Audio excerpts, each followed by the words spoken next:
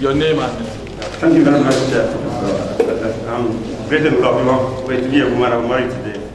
Yeah, it's great. But one thing I'm really concerned about, my name is Oba City.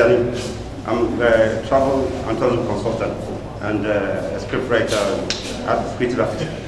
So what I'm concerned about is that through your education and introduction and the delivery of our history, we, despite our education over the years across West Africa and some parts of the world, I'm learning some few things from what you just done. And I know many, like my friend Vaughn, also says, look, he has really drawn a lot of knowledge from the fountain of erudition you've deployed in this meeting. But what the tragedy is that in this country, we are, well, when I was growing in Ghana, we were taught the history of our people.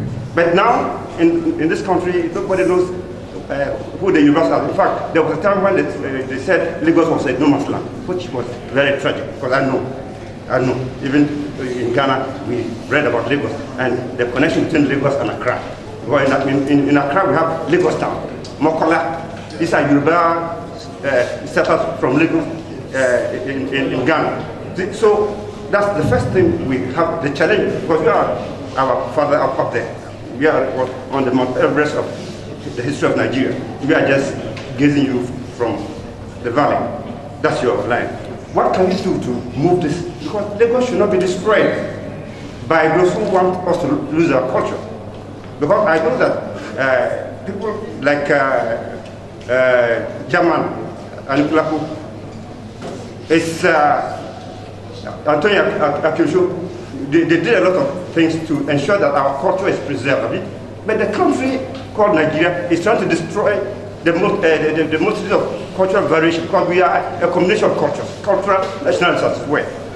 But we are made as a Wazobia. I have friends from the Anans, from the TV, and all that. So what are we doing to recreate a platform for every nationality to enjoy its linguistic values? Then, another thing about the amalgamation in 1914. In fact, I wrote to Fashola with regard to this centenary. Now, Lagos has been ignored within the platform of this amalgamation effort, which you also draw your attention to that we've been denied, the Lagos has been denied the centenary glory.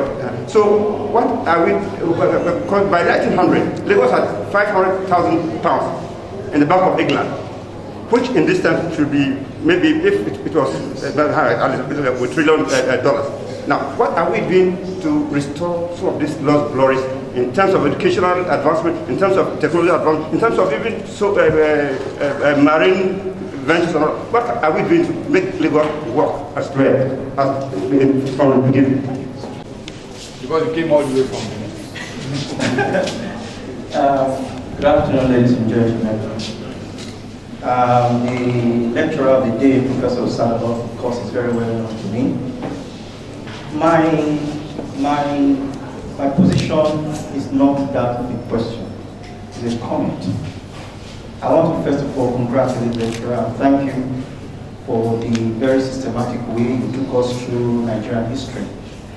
It's very, very refreshing. My only worry is that I thought that the purpose of all this is not just to have a forum like this, but beyond that, to make the younger ones understand our history and in the process ask questions. I didn't expect, even though it's okay, that we should take over this forum, take them over from these little kids who are here. Because the way Professor Ado has put it to us, it is no longer an issue for us adults. It's now a refreshing thing for us. But for the younger ones, I would want to see them being stimulated, being prompted by either their teachers who have brought them here to ask questions, make comments, no matter how no matter how pedestrian the questions may be, we are here to accommodate it. That's why I say mine is not a question. I will not be asking questions today about Lagos and its influence on Nigeria. History has been well made, but I want the children to be encouraged to ask questions. That's my comment. You know a teacher when you see one. Actually, before you came, I already explained that the reason we encourage students to come around so that they will be part of this. Yes, sir. Thank you, Professor, for raising that wonderful speech and enlightening us about Lagos State. My name is Ade Adepopola. My question is very short. From a barrister lawyer, Barrister John Bishop, he said that Agege, Ikoton, Oba are names from Edo Benin people. Is it true? Because if truly Benin is the one, Lagos is other Benin Empire, are they the one that named those places, or truly those names should have been for the Aworis? Because my grandmother told me that Awori is Yoruba, and when they get to Lagos here, the white plate that they brought to Lagos sank inside water. And they said, Awori, Awori, Awori. That I want to know more about it. Thank you, sir. Talking about history in schools. The unfortunate thing about this country, Nigeria, is that we don't teach our history to the young ones. I studied in Germany for 8 years. I was there for 8 years. And I was amazed what I experienced in Germany. Right from kindergarten, they teach them their history. I'm not talking of secondary school. Right from kindergarten, they don't write it. They tell stories about heroes, great men, great women in their society. So that memory is there. Oh, these were great people that built their country for them. And as they grow older, they will teach them in writing and reading history in schools. The same thing I experienced in the US. History is taught. And the question is, why is history not taught to our children today in Nigeria? The major reason why we are fighting ourselves, we are killing ourselves, we are dying every day, we do not know ourselves. We don't know our history. We now see ourselves in this country as strangers.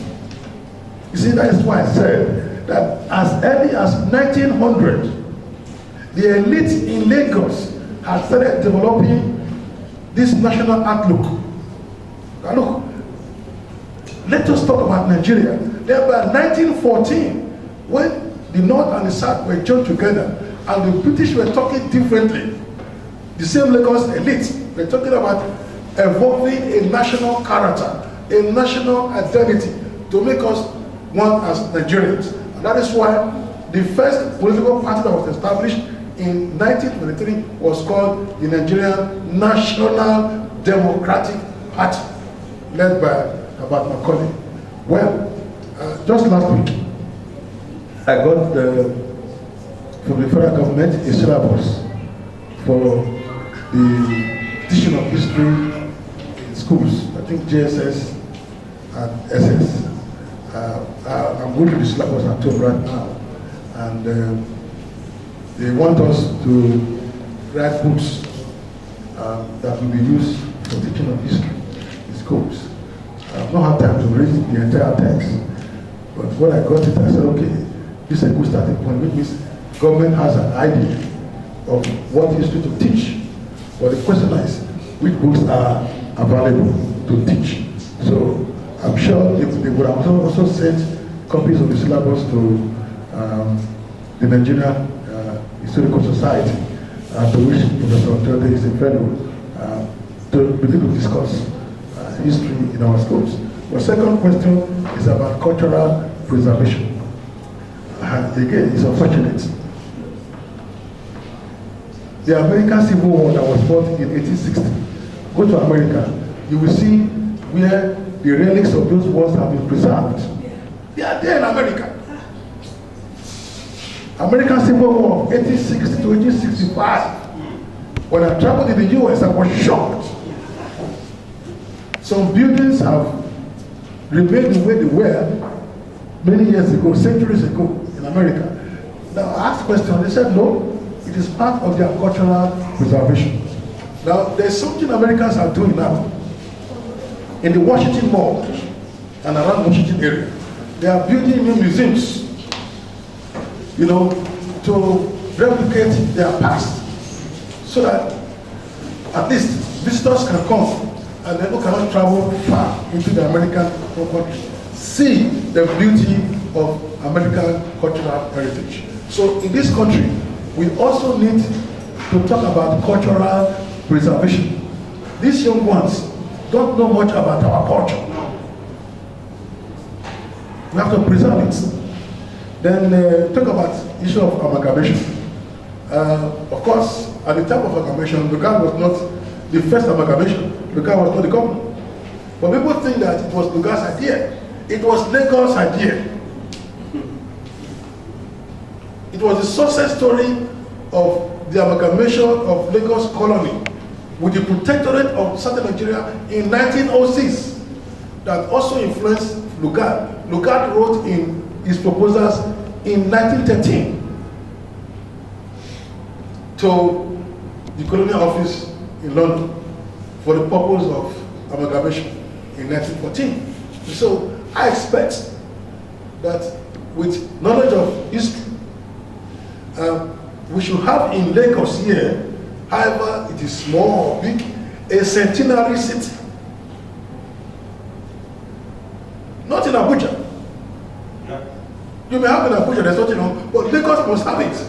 It's not started from Lagos. Yeah. And then historical inquiries. The second person talked about historical inquiries. Well, as far as I'm concerned, history is interesting for all of us. We make inquiries because we want to know about the past. Yet, historians talk about the past. Many of us know about the past. But what differs is how we interpret the past and the kind of explanations that we give about the past. But one thing is certain. The past, or the events of the past, will not change. They are there. There was conquest in 1861. It was there. For the historian is to interpret the basis of that conquest. Then finally, the young lady talk about Benin names in Lagos. Let me start from the one you didn't mention. The Benin merchant, who was the Oba's representative in Lagos in the 19th century, was Oshodi, Chief Oshodi. And that is why, you know, a particular place in Lagos is named after Oshodi. Oshodi was the merchant representing the Oba of Benin. And the reason why he moved his, what I call warehouse, towards that location today, apparently because he felt that was safe on land to be able to protect their goods. And then from there, they moved them to the sea and then paddled to Benin. It was 8 days journey. Once they got to water, then of course they continued one day to the city of Benin. He had these people. Why? He had these people as slaves who were resident there at that time. But under colonial rule, well, the place was lost. But then the name was already been given. Oba, of course, actually in Benin, it's called Oba in Benin. The Yorubas call it Oba, but the Benin is called Oba, was also a Benin settlement. It was not a settlement for the purpose of living here permanently. There were those people that left Benin that the Oba sent. The Oba had envoys, you know, what we call diplomats today. it has a special name in Benin, I remember now. They were Obas representatives in different parts of the empire. They were in Lagos, so the area they stayed were named after them. The same thing with Ikotum, etc. Now for the Aworis, actually left in the Ife, not in the Ife. You know, don't make mistake. That territory called Ife, the first, if you are coming from Ondo or coming from Ibadan, let's take from, if you are coming from Ondo, the first place you get to is called Ife. The second location is called Ife-Tedo. The third location is called Ile-Ife. Now, if you are coming from Ibadan, you get to Ile-Ife, you go to Ile-Ife, after Ile-Ife, you now get to Ife-Tedo, before you now get to Ife. So the Aworis came from Ife. It's quite hilly, and I'm sure from the geography, they would have moved towards the Jambu land. And from there, they entered this area that we now call Lagos. They were settlers here. And from there, different settlements began, like a Butemeta, just around here, different settlements all began. And Idumota, exactly. Idu is the street. Idun is exactly. No, that was when the Benin. That was when the Benin came later. When the Benin, Idun means water. Idun, that is the meaning of water. And like this, Etusa was the military camp of the general. This Etusa local government in Lagos was the war camp. Eko means war camp. Benin, because it was a warrior kingdom, Benin didn't negotiate peace at all with any state that failed to pay tribute. So they declared war. And so they had their outposts in different locations. But by the 19th century, following the collapse of Oyo and the demographic movement from Oyo, Ibadan, down southwest, a lot of Yorubas now pushed into Lagos. And so, of course, general language of Oyo was Yoruba, which was then applied to all the entire region. That's why today the language Yoruba, which is Oyo Yoruba, is now the language of all Yorubas, from Lagos to Egbaland, to Ekiti, to Ogun, to Ondo, etc. So these are the way in which it happened. But the footprints of Benin imperialism and empire building, they are still visible today in Lagos. Thank you. Thank you very much, Prof.